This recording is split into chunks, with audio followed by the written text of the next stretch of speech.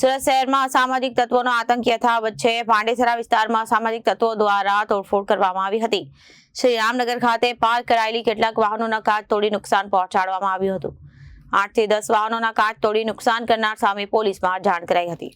સુરત શહેરમાં અસામાજિક તત્વોનો આતંક યથાવત થઈ રહ્યો છે। પાંડેસરા વિસ્તારમાં અસામાજિક તત્વો દ્વારા આ તોડફોડ કરવામાં આવી હતી અને શ્રીરામનગર ખાતે પાર્ક કરાયેલી કેટલાક વાહનોના કાચ તોડી નુકસાન પહોંચાડવામાં આવ્યું હતું।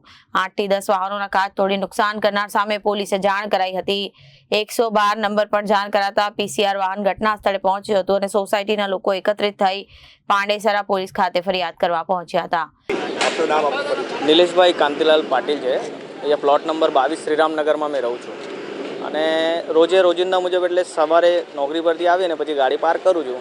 એવું જ કાલે ગાડી પાર્ક કરીને મેં ગયો અને સવારે આશરે મને 6-7 વાગે એટલે ફોન આવ્યો। અહીંયા દર દિવસે 15 થી 20 ગાડી ઊભી રહી છે કન્ટિન્યુ અને એમાં આ ગાડી જ્યારે ફોન આવ્યો મને કે ગાડીના કાચ તોડ્યા છે, મેં અહીંયા આવીને જોયું તો કમસે કમ 8 થી 10 ગાડીઓનું નુકસાન થયેલું। ફ્રન્ટ કાચ તોડેલો હતું, પાછળનો કાચ તોડેલો હતું।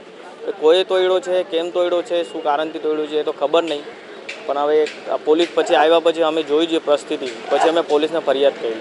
પછી પીસીઆરને બોલાવ્યું, પીસીઆર આવી છે, પછી અમે ફરિયાદ કરી આવ્યા છે। હવે જોઈશું આગળ શું ખબર પડે છે। આ જે ગાડીના કાચ છે કયા તોડ્યા છે ને કેવી રીતે તોડ્યા છે? એ દંડોથી પછી પથ્થરથી મારીને ઈંટ મારીને એવી રીતે તોડ્યા છે અને ફ્રન્ટ કાચ છે, પાછળના બી કાચ છે, સાઈડ ગ્લાसेस છે, એવા બહુ બધું નુકસાન કર્યું છે। કેટલું નુકસાન થયું છે એક ગાડીમાં નહીં તો બી આશરે 30 થી 40 હજારનું નુકસાન થયેલું છે। હવે શું પ્રશાસન આનો જે અંજાના ઈસમો છે આ લોકોને પકડે અને આવું નુકસાન નહીં થવું જોઈએ, કેમ કે આ બધા અહીંયા લેબર વર્ક રહે છે, એ લોકોની બી ટેમ્પો ઊભા રહે છે। આવા માણસોના 50-60 હજારનું નુકસાન કર્યું છે। એ જ આશા રાખી છે પ્રશાસન પાસે કે આવા ઈસમોને પકડીને આવા લોકોને કડીથી કડી સજા આપે। Reporter Arvind Rathod, Janadesh news, Surat.